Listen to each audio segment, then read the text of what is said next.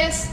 This is Janelle and welcome back to my channel. Andito po ako ngayon sa Philippine Academy for Chess Excellence. As you know, I've been promoting this chess school for a while now.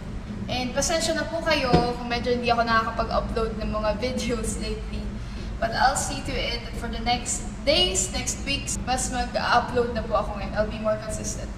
Although, ayoko na lang din talaga mag-promise kasi baka di ko matupad. Kasi katulad yan, may mga ibang tao nagpa-promise pero hindi naman tinatotoo, di ba? March is an International Women's Month. So for this video, naisipan kong i-feature yung isa sa laro ng isa sa mga members ng ating national team, si Women International Master Jan Jodilyn Fronda against a higher rated Grandmaster from Georgia. I searched the database. Ito yung pinaka-mataas na rating na na-upset ni WIM Fronda. And also, pinili ko rin to because I know hindi lang to memorable kay Jodilyn but also memorable sa aming lahat na women national team members. Kasi itong laro na to, I think if I'm not mistaken, round 3 to sa World Chess Olympiad. And we were playing against the 4th seed Georgia. Ang lalakas ng mga players dito sila, Dizagnidze, mga GMs. I was playing board 1, katabi ko si Jan Jodilyn Fronda. Sino board 3 namin? Board 3 namin, I think si Lamiel Bernales. Board 4 si Catherine Sicobito. And we were able to upset the 4th seed. 4th seed. Ibig sabihin, ika-4 siya na pinakamalakas may rating sa buong mundo. Natalo ng Pilipino yun. And ito, crucial tong game ni WIM Fronda for that success. Gusto ko itong ipakita to show na although may mga flaws dito later on, gusto ko makita nyo yung fighting spirit, yung resilience na meron na ipinakita ni Women International Master Fronda. If I may say, si Jodilyn she has that spirit na pang grandmaster din talaga, yung lakas niya ng loob. Because sa chess kasi it's very important na you have that fighter inside you na talagang hindi ka nawawala ng loob kahit tumataglit konti yung position mo. And I think merong ganoong klaseng factor si WIM Fronda. Tara, let's check her game. So here, Jodilyn played e4. Knowing Jodilyn, alam ko almost 99% na tinitira niya ay e4 kasi gusto niya ng mga open games. Medyo tactical kasi ito siya. So, e4, e5, knight f3, knight to c6. And here, kaya may arrow yan kasi usually Jodilyn plays the Roy Lopez variation, bishop to b5. Ganyan yung variation niya. And if, for example, knight f6, tumitira siya, I know, ng queen e2 or d3. Ganun kadalasan yung tinitira niya. Tumira si Jodilyn ng d4. Sa World Chess Olympiad kasi, it's very important yung mga tinatawag nating opening preparation. So siguro here, Jodilyn played d4. Medyo bihira niya titira to unsettle her opponent. So d4, e4, knight d4. And here, Kotanashvili played bishop to c5. Although may isa pang alternative, no? Yung usual yung tinitira ay knight to f6. After knight c6, bc6, e5, queen e7, queen e2, knight e5, c4, bishop to a6. Yan yung isa sa main line ng sketch game. Okay? Medyo ibang storya na yan, pero kung medyo masipag-sipag kayo mag-aaral, gusto nyo rin makita yung ganito klaseng variation, you may check this out sa mga libro nyo. May libro tayong open games, I know. Yung author si Lysich, pwede nyo tingnan yan. Okay, so balik tayo sa tiniran ni Kotanashvili. Bishop to c5, knight to c6. And here, yung tiniran ng black, usually hindi to titira ng black kung di niya to napag-aralan. Ang usual dyan, syempre, b takes c6. Although, pero here, black played queen to f6 para dumepensa muna siya sa threat sa f2. After queen to f6, white played queen to f3, defending the f2 and at the same time inviting the idea of playing queen takes f3, gf3 and para may file siya, no, to g1 and then to g7. So after queen f3, kinain na ng black, bc6. Siya naman yung may file ngayon, no? With rook to b8, and then may threat sa b file. So after bc6, tumira ng knight to d2, which is another normal move. And here, interesting kasi pag kaya ng queen f3, the usual is you will take knight takes f3, right? Kasi para hindi mo ma-damage yung pawn structure. But then, after queen takes f3, Jodilyn opt to play gf3. Voluntarily, doubling the pawn. So, f3 and f2. Para ganun pa rin, nagawa niya pa rin yung plan to play rook g1, and then may pressure sa g7. So, okay, ang gf3 ay isang, for me, ano siya, akma siya sa idea ng opening. So after gf3, tumira yung black ng a5.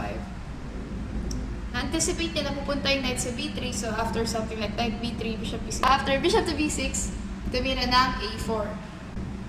Siyempre, to prevent yung tira ng black, siya yung tumira ng a4, ganun, no? So, after a4, develop knight to e7.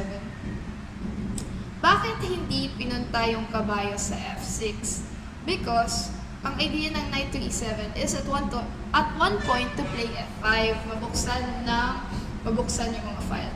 So, after knight e7, develop lang ulit, bishop to e2, b6.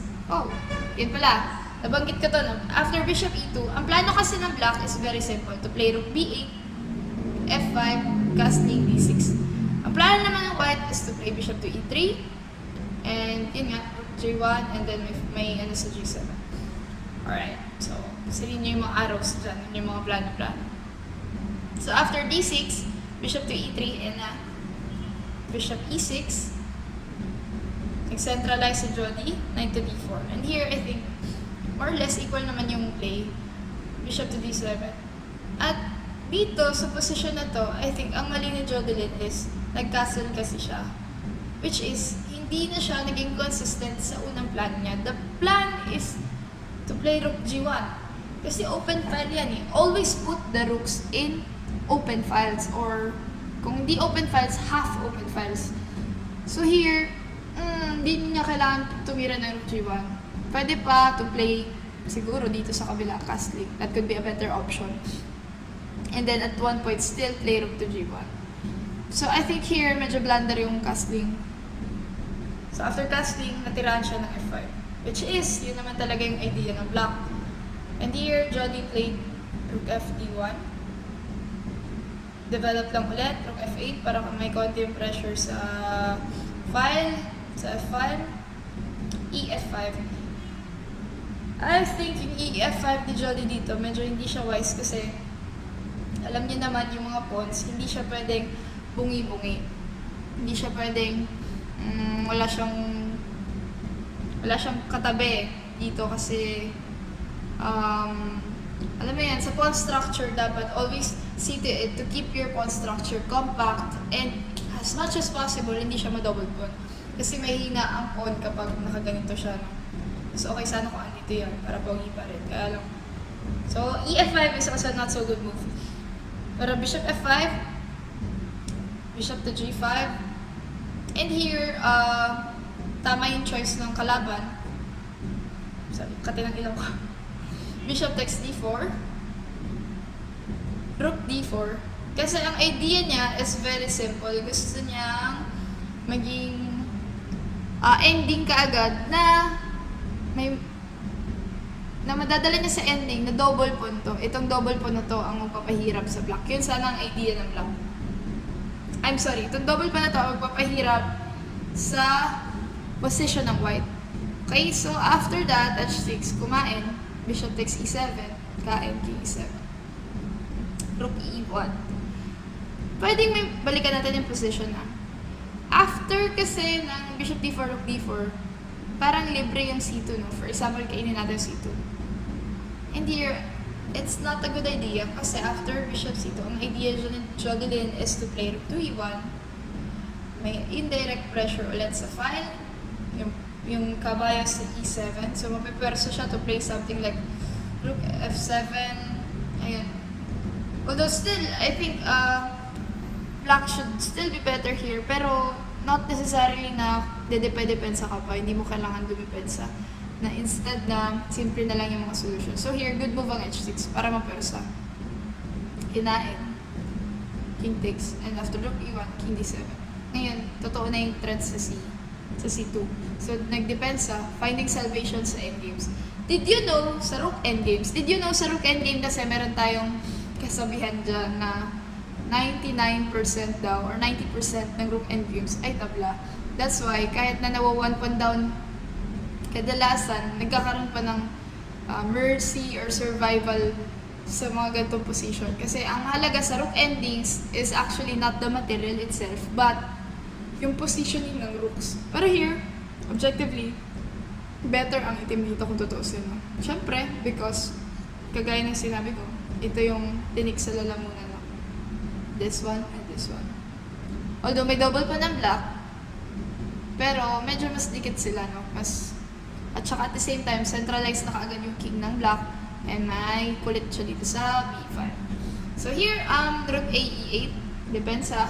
I'm sorry, hindi depensa. Liquidation kaagad sa endgame. Ang isip kasi ng black, at one point, if mag-king and pawn ending, lamang kaagad siya kasi, number 1, basag yung pawn structure. Second, nakauna yung king. Okay? So after rook a e1, nakauna yung king, naka-centralize kaagad siya. Mas mabilis siya makalapit sa gitna.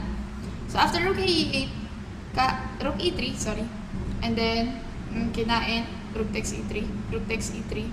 And here, tumira ng rook f4, targeting the pawn on a4. Kung mag b3 yan, actually, which is yung tumira ni Jodilyn din, it's a normal move. Pero here, medyo decisive na yung lamang ng black kasi kung i-imagine niyo, gagamitin natin yung imagination natin, there's a probability na yung black ay makakagawa ng pass pawn. And here, pag nakagawa ng pass pawn yan, lamang na talaga siya. Close to winning yan kasi crucial sa mga ganitong klaseng endgame kung sino ang unang makakagawa ng pass pawn. So here, tumira ng c5, king g2, c4 muna, or even d5, pwede na rin. And then, unti-untiin yan, king d6, pwede yun. But c4, tinanggal niya yung sarili niyang double pawn. But after c4, king to g3, g5, rook e4. And here, kinain mo na ni Katanashvili cb3. And tumira ang black ng blunder dito actually. Na-spoil niya yung winning position niya.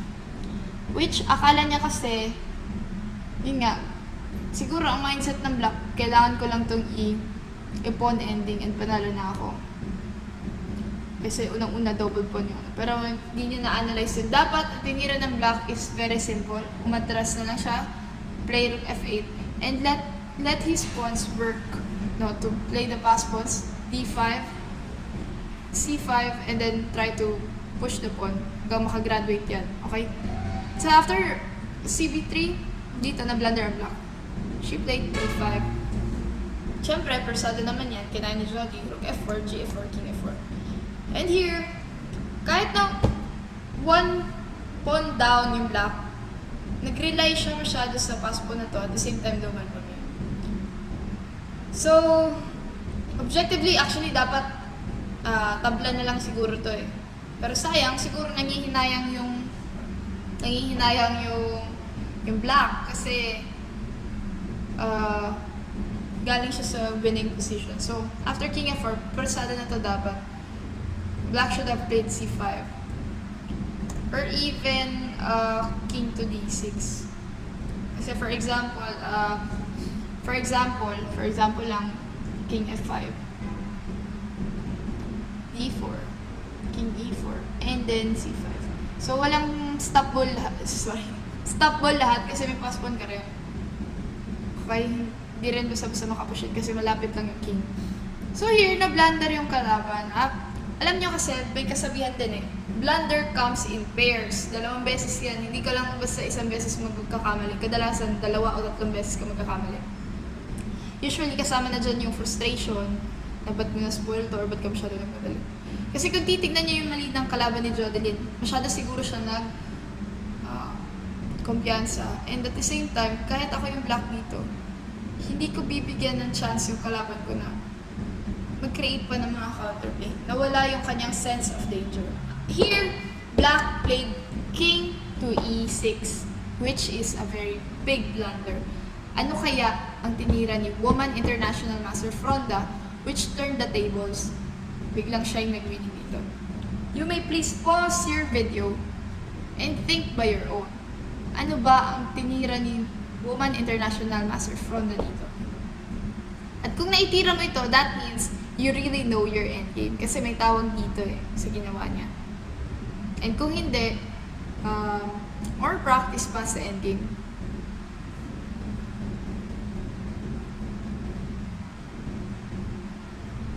Alright, Jodilyn played a good move, which is B4. Lagyan natin ng exclamation point yan.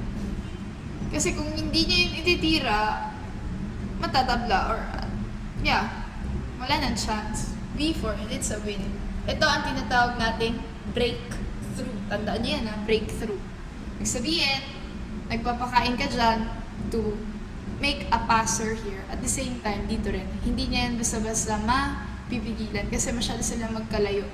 Masyado malayo yung distansya. Okay, so after AB4, King E3, B3.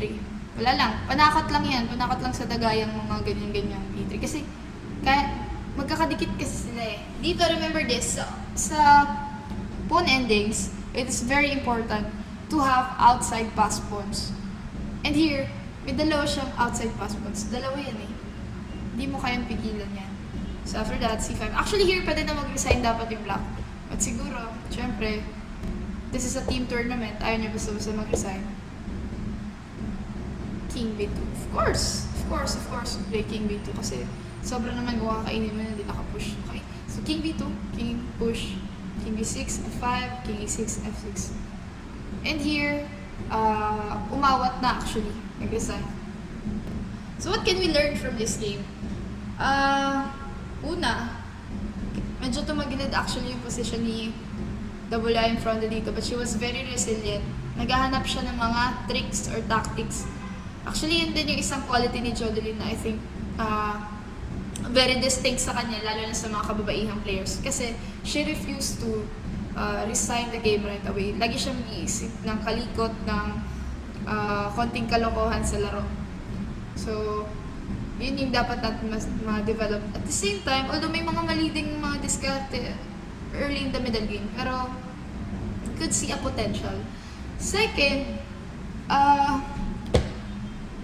review your endgames. Kasi crucial yan eh. Sinasabi nga sa endgame, pwede ka na magkamali sa ibang aspects ng laro. Like sa opening, middle game. Baka pwede ka pa magkamali doon kahit paano. Because at one point, baka pwede ka pa makarecover kahit paano. But in the endgame, if you create a blunder, medyo mahirap makarecover because that's the last phase of our game. Ibig sabihin, huling parte na yan. Hindi ka na pwedeng bumawi. Kumbaga, ang hirap nang sabihin babawi ka kung wala na eh, natapos na yung chance mo. So, parang ganun. Okay? So, yep. Nakita niya yung game ni WIM Fronda and I hope you enjoyed it. Kahit na I hope you enjoyed it and I hope that it gave you some hope na puro hope yung sinabi ko, hope ya kasi lagi ko maasa. Joke lang. It gave you a hope na kaya mo rin maging isang national team member, especially sa babae.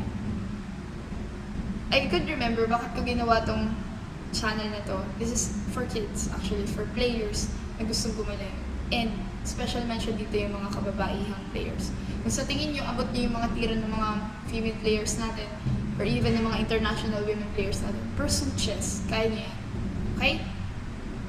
Thank you, and guys, don't forget to please like and subscribe.